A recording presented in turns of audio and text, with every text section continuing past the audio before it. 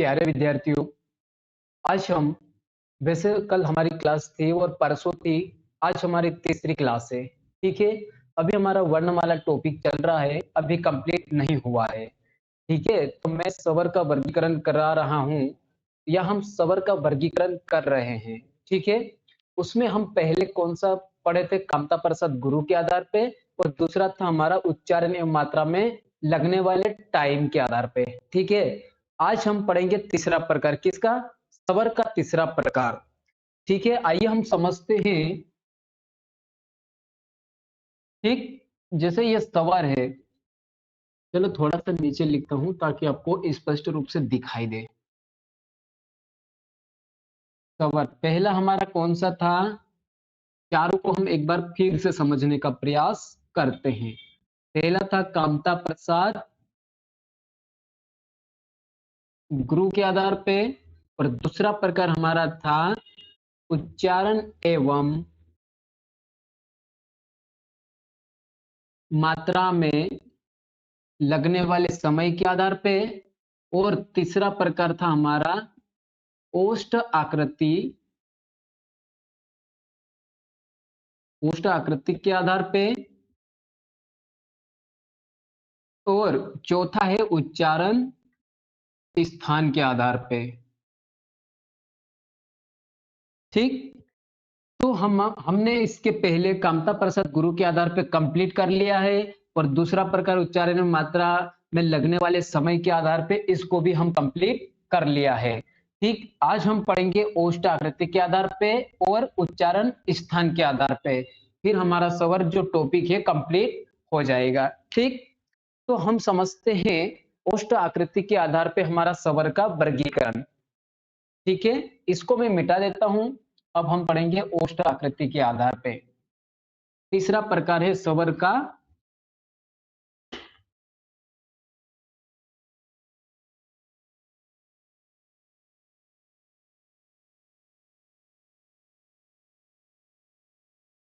ठीक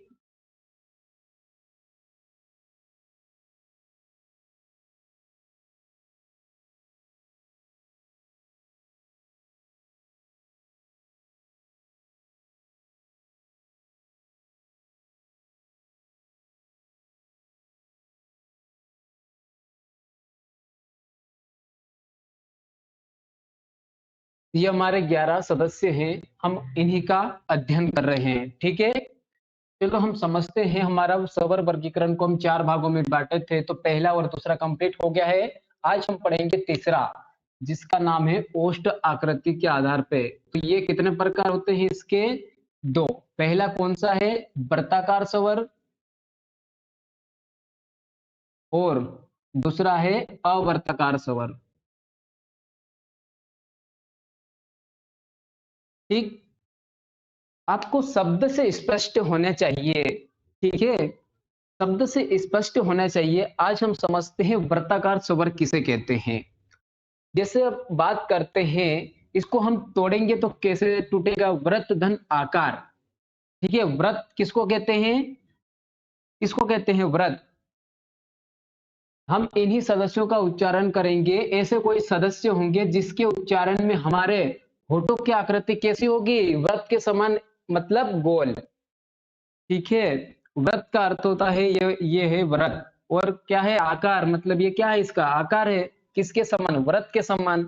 तो ऐसे कौन से सदस्य हैं जिसके उच्चारण में हमारे होठों की आकृति व्रत के समान बनती है? उसे हम क्या कहेंगे? वृत्ताकार स्वर। तो प्यारे विद्यार्थियों, ऐसे हमारे पास 4 सदस्य हैं, छोटा ऊ, बड़ा ऊ, औ और आओ। ये जो 4 सदस्य हैं, इनके उच्चारण में हमारे होठों की आकृति कैसे बनेगी? व्रत के समान। इसीलिए हम इसको क्या कहेंगे? वृत्ताकार स्वर, ठीक है? तो परिभाषा लिख देते हैं, ठीक? इसको मैं मिटा देता हूं और परिभाषा के माध्यम से समझने का प्रयास करते हैं। वे स्वर जिनके उच्चारण में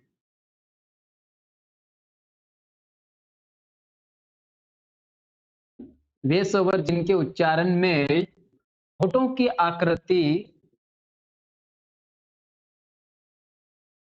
की आकृति वृत्त के समान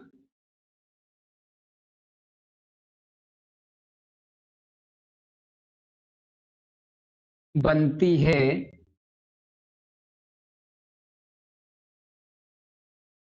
उसे वृत्ताकार स्वर कहते हैं।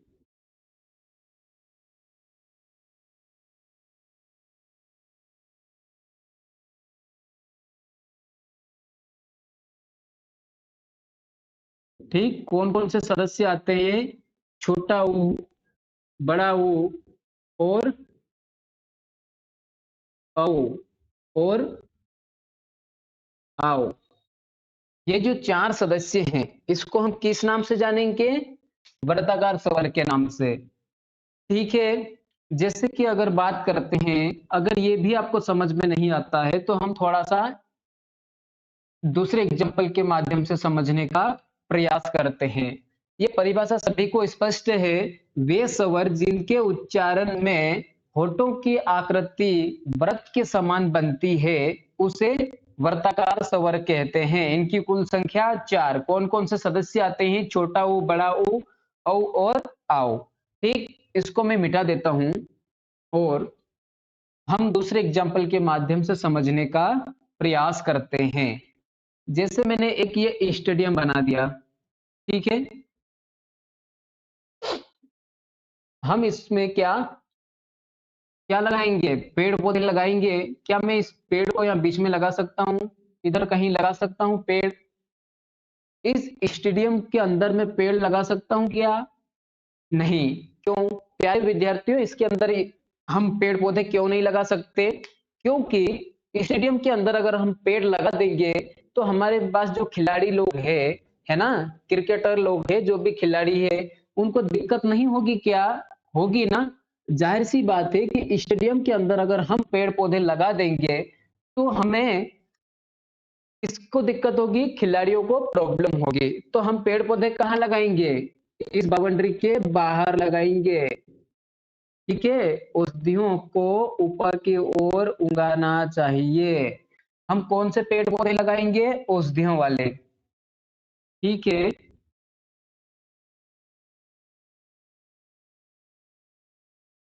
औषधियों को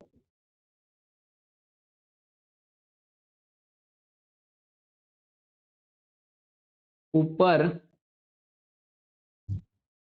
की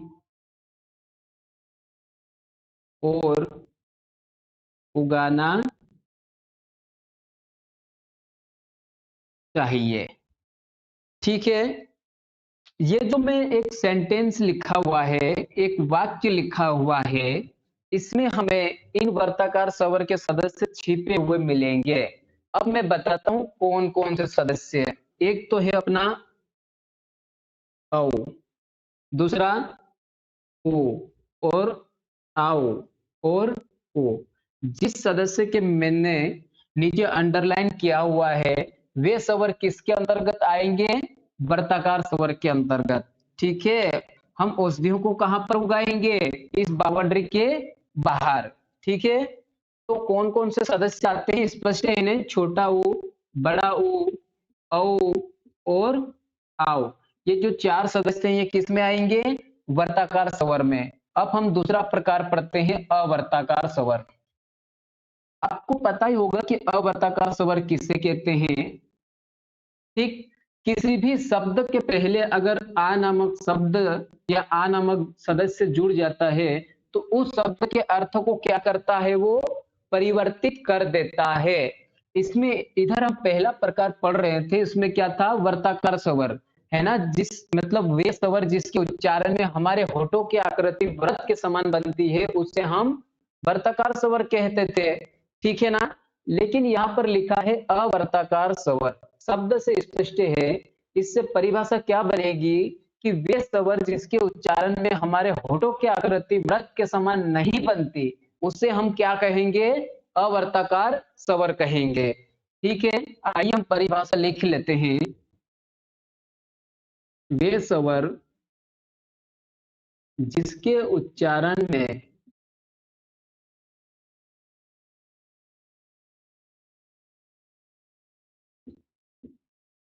हमारे होठों की आकृति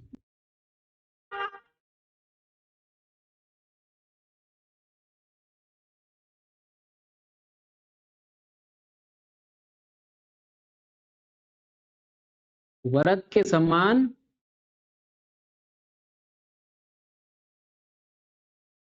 नहीं बनती है, उसे अवर्ताकार स्वर कहते हैं।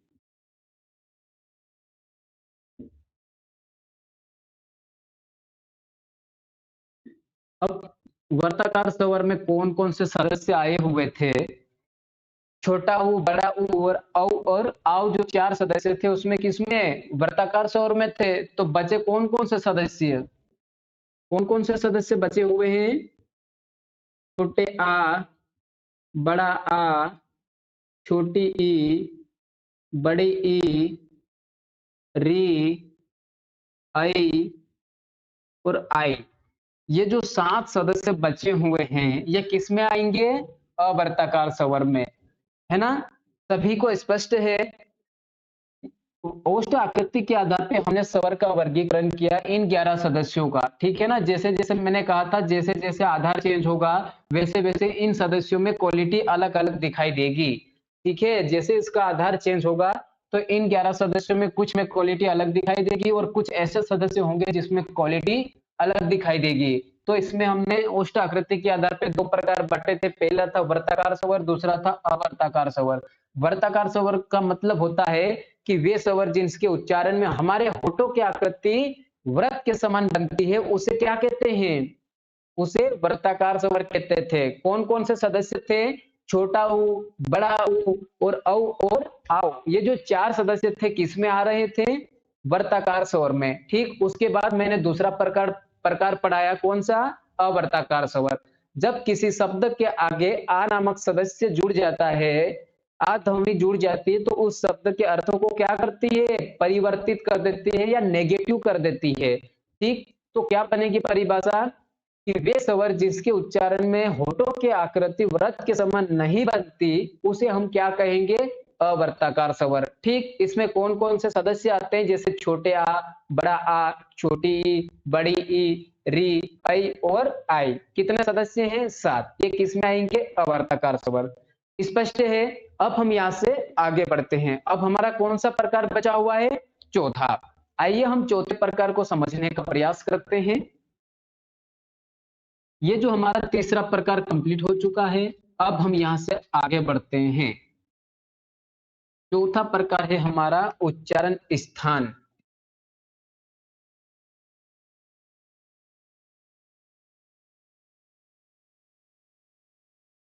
ठीक, उच्चारण स्थान किसके?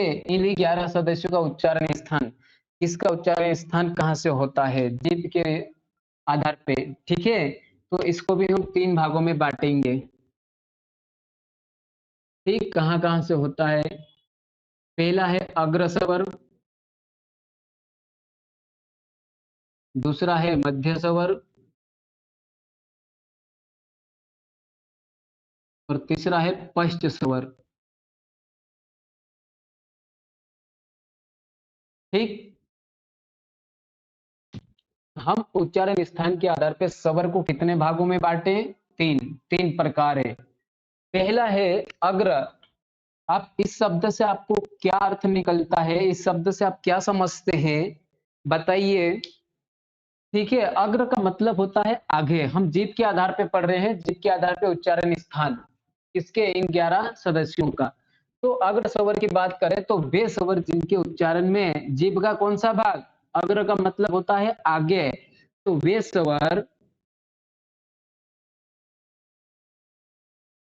जिस जिनके उच्चारण में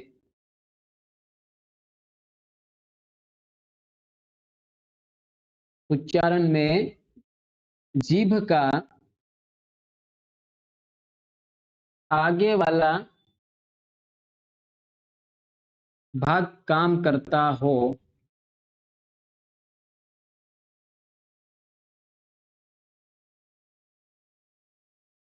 उसे अग्र स्वर कहते हैं।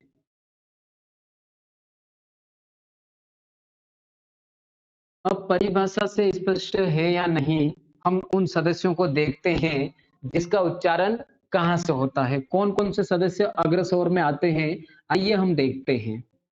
उदाहरण में देखते हैं कौन-कौन से आते हैं। जैसे कि बात करते हैं छोटी ई, बड़ी ई, ऐ और आई।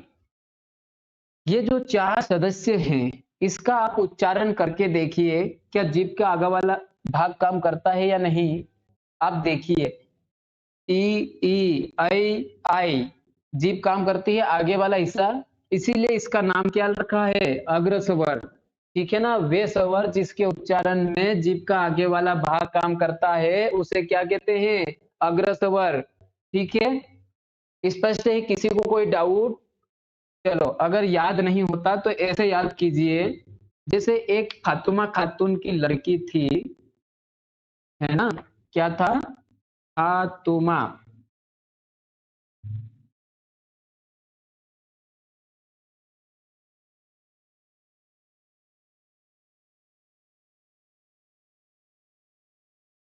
ठीक, ये फातिमा खातून की एक लड़की थी, नाम की लड़की थी। वो क्या करती है? इंग्लिश स्पोकन की तैयारी करती है, कहाँ पर? इंदौर में। ठीक है? एक फातिमा खातून की लड़की थी, जिसका क्या कर रही थी वो? इंदौर में इंग्लिश की कोचिंग कर रही थी। तो क्या होता है कि काफ़ी टाइम हो जाता है, तो वे घर जाने के लिए सोचती है कि पापा मैं घर आ रही हूँ, मुझे काफ़ी टाइम हो गया है। तो वो क्या करती है, एक त्योहार आता है जिसका नाम क्या है? ईद। तो ये लड़की क्या करती है, इंग्लिश स्पोकन की तैयारी करती है, इंग्लिश स्पोकन की तैयारी करती है और उसके बाद क्या करती है, ईद पे घर जाती है।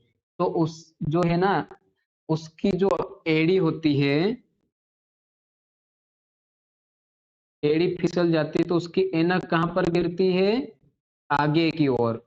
क्या है कि काफ़ी टाइम के बाद बालिका घर जाती है, तो बेहद खुशी के साथ जाती है ना? काफ़ी टाइम में बालिका घर जाती है, तो बेहद खुशी के साथ जाती है और उसके मम्मी-पापा भी बहुत खुश होंगे। क्यों? क्योंकि काफ़ी दिनों के बाद हमारी बेटी घर आ रही है। तो वे बेचारी ऐसा करती है, बहुत दिनों के बाद घर जाती है, तो बहुत आनंद के साथ जाती है, ठीक है?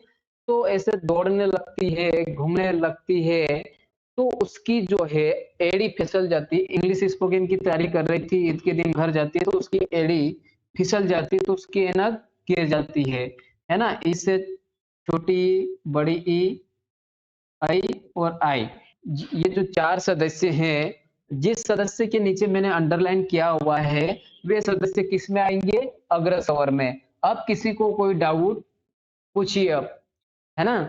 ये जो 4 सदस्य याद रहेंगे, प्यारे विद्यार्थियों, अगर मैं कभी आपको किसी भी चौराहे पे मिल जाता हूँ और आपसे पूछता हूँ कि बेटे बताइए अग्र स्वर में कौन-कौन से सदस्य आते हैं, तो आपको अगर ये सदस्य याद नहीं रहेंगे तो चलेगा, किंतु आपको अगर ये याद रहेगा कि नहीं सर, उस उसके अंतर्गत तो हमने ये पढ़ा था कि एक फातिमा खातून की लड़की थी, फातिमा खातून नाम की लड़की थी, वे क्या करती थी इंदौर में इंग्लिश स्पोकन की तैयारी करती थी, वो ईद के दिन घर जाती है तो उसकी एड़ी फिसल जाती तो ऐनक ऐनक जो है चश्मा आगे की ओर गिरती है, तो उसमें 4 सदस्य छिपे हुए हैं। तो बता पाओगे? ठीक है, आइए हम यहाँ से आगे बढ़ने का प्रयास करते हैं। जैसे-जैसे हम यहाँ से आगे बढ़ेंगे, वैसे-वैसे स्वर टाइटल जो अध्याय हमारा कंप्लीट होते जाएगा। अब अग्र स्वर कंप्लीट हो गया, अब हम पढ़ेंगे मध्य स्वर। अब मध्य से आप क्या समझते हैं? कुछ समझ में आता है? मध्य से आप क्या समझते हैं? कुछ समझ में आता है इससे? वे स्वर जिसके उच्चारण में जीभ का कौन-सा भाग काम करता है? मध्य वाला, उसे क्या कहेंगे? मध्य स्वर। ठीक है? परिभाषा से समझते हैं, वे स्वर जिसके उच्चारण में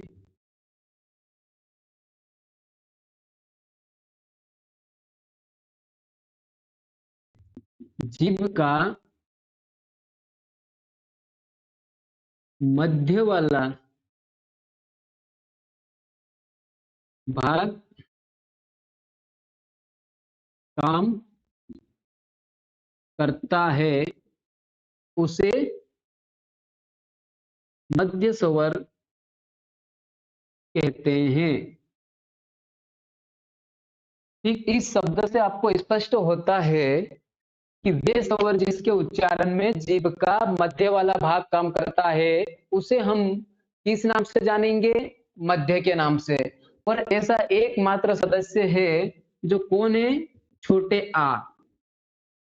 ठीक है, ये जो छोटे आ है एकमात्र सदस्य है जिसका उच्चारण कहां से होता है? जीभ के मध्य वाले हिस्से से होता है। ठीक है, तो वे स्वर जिसके उच्चारण में जीभ का मध्य वाला भाग काम करता है उसे क्या कहेंगे? मध्य स्वर कहेंगे। और मध्य स्वर में कौन सा स्वर आएगा तो क्या बताओगे? छोटे आ।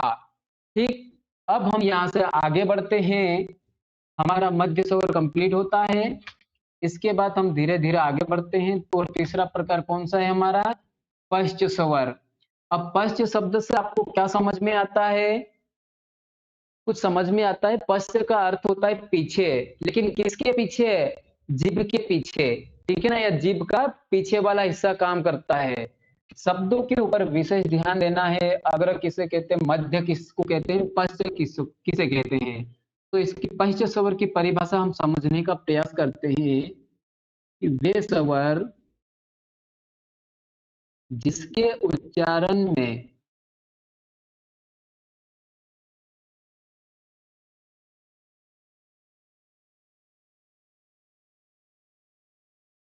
जीभ का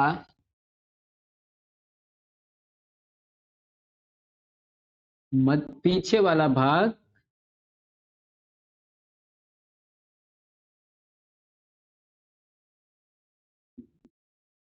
काम करता हो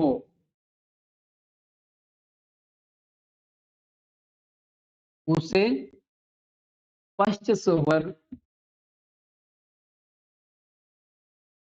कहते हैं।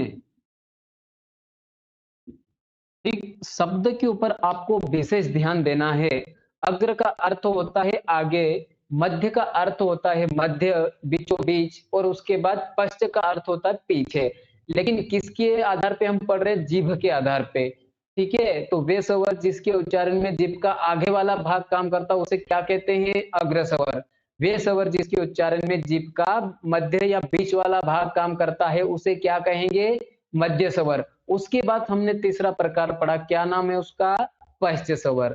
अब पश्च स्वर किसे कहते हैं? वे स्वर जिसके उच्चारण में जीभ का पीछे वाला भाग काम करता है उसे पश्च स्वर कहते हैं। अब बताइए, अग्र स्वर में 4 सदस्य आ गए, मध्य स्वर में छोटे आ आता है, तो बचे कितने? हमारे पास स्वर की कुल संख्या है ना, स्वर की संख्या कितनी है? 11। तो 11 में से 4 अग्र स्वर में आ गया, तो मध्य स्वर में 1 आ गया, तो बचे कितने? 6 बचे। कौन कौन से? बड़ा आ और छोटा ऊ, बड़ा ऊ, री और औ और आओ। यही सदस्य बचे हुए हैं ना? यही बचे हैं? तो और कोई सदस्य बचा हुआ है? नहीं, यही सदस्य बचे। तो इनका उच्चारण कहां से होता है? जीभ के पीछे वाले भाग से। ठीक है, इसीलिए हम इसको क्या कहते हैं? पश्च स्वर के नाम से जानते हैं। ठीक है, अब यहां से हमारा जो स्वर टाइटल जो टॉपिक था वो खत्म होता है। अब यहां पर किसी को कोई डाउट है तो बताइए। ठीक है, आज की क्लास कैसी लगी? अगर क्लास अच्छी लगी है तो प्लीज लाइक सब्सक्राइब कीजिए, और अगर अच्छी लगती है तो आप अधिक से अधिक लोगों तक शेयर कीजिए। ठीक है, मिलते हैं कल। धन्यवाद। आप लोग आपका ख्याल रखिए, अपने मम्मी पापा का ख्याल रखिए, ढेर सारा प्यार बांटिए लोगों को, और खुश रहने की कोशिश कीजिए। ठीक है, बस मेरा तो यही आपसे कहना है कि आप पढ़ाई करो। ठीक है, शिक्षा वह सिरनी का दूध है जो जितना पिएगा वो उतना ही दहाड़ेगा। ठीक है, शिक्षा वह शेरनी का दूध है जो जितना पिएगा वो उतना ही दहाड़ेगा। ठीक, चलो मिलते हैं कल। आज के लिए इतना, बाकी हम कल से हम व्यंजन का वर्गीकरण करेंगे। ठीक, अगर किसी को कोई डाउट है तो आप कमेंट करके बताइए। ठीक, ओके।